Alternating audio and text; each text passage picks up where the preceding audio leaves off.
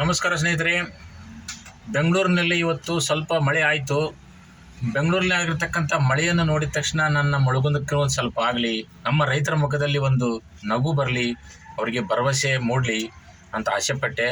ಈ ಮಳೆರಾಯನನ್ನು ಕರೆತರುವ ಪ್ರಯತ್ನವಾಗಿ ಅವನನ್ನು ಯಾಕೆ ನಾವು ಆರಾಧಿಸಬಾರದು, ಅವನನ್ನು ಯಾಕೆ ನಾವು ಪೂಜಿಸಬೇಕು, ಆರಾಧಿಸಬೇಕು, ಭಕ್ತಿಪೂರ್ವಕವಾಗಿ ನೆನಿಬೇಕು ಅನ್ನೋ ಒಂದು ಕಾರಣದಿಂದ ತಿರ್ಗಾ ಇವತ್ತು ಕೂಡ ಒಂದು ಕವನವನ್ನು ವಚನ ರೂಪದಲ್ಲಿ ಒಂದು ರಚನೆ ಮಾಡಿ, ಇದು ಮೂಲತಃ ಮಡಿವಾಳ ಮಾಚಿದೇವರು ಬರೆದಂಥ ಒಂದು ವಚನ, ಸಾಹಿತ್ಯದಲ್ಲಿ ಇರ್ತಕ್ಕಂಥ ಒಂದು ವಚನ ಇದು.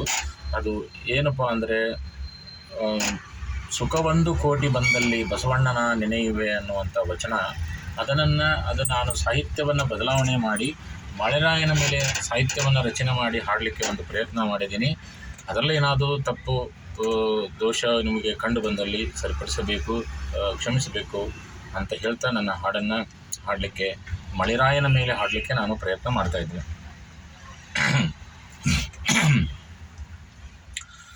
ಮಳೆ ಒಂದು ಹನಿಯು ಬಂದಲ್ಲಿ ಮಳೆರಾಯನ ನೆನೆಯುವೆ, ಮಳೆ ಒಂದು ಹನಿಯು ಬಂದಲ್ಲಿ ಮಳೆರಾಯನ ನೆನೆಯುವೆ, ಮಳೆ ಒಂದು ಹನಿಯು ಬರದಿದ್ದಲ್ಲಿ ಮಳೆರಾಯನ ನೆನೆಯುವೆ, ಮಳೆ ಒಂದು ಹನಿಯು ಬಂದಲ್ಲಿ ಮಳೆರಾಯನ ನೆನೆಯುವೆ, ಲಿಂಗಾರ್ಚನೆಯ ಮಾಡುವಲ್ಲಿ ಮಳೆರಾಯನ ನೆನೆಯುವೆ, ಲಿಂಗಾರ್ಚನೆಯ ಮಾಡುವಲ್ಲಿ ಮಳೆರಾಯನ ನೆನೆಯುವೆ, ಜಂಗಮಾರ್ಚನೆಯ ಮಾಡುವಲ್ಲಿ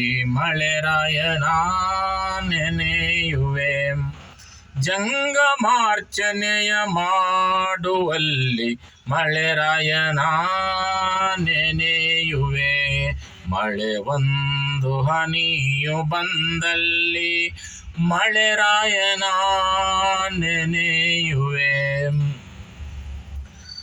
ಪಾದೋದಕವ ಕೊಂಬುವಲ್ಲಿ ಮಳೆರಾಯನ ನೆನೆಯುವೆ, ಪಾದೋದಕವ ಕೊಂಬುವಲ್ಲಿ ಮಳೆರಾಯನ ನೆನೆಯುವೆ, ಪ್ರಸಾದವ ಕೊಂಬುವಲ್ಲಿ ಮಳೆರಾಯನ ನೆನೆಯುವೆ, ಮಳೆ ಒಂದು ಹನಿಯು ಬಂದಲ್ಲಿ ಮಳೆರಾಯನ ನೆನೆಯುವೆ,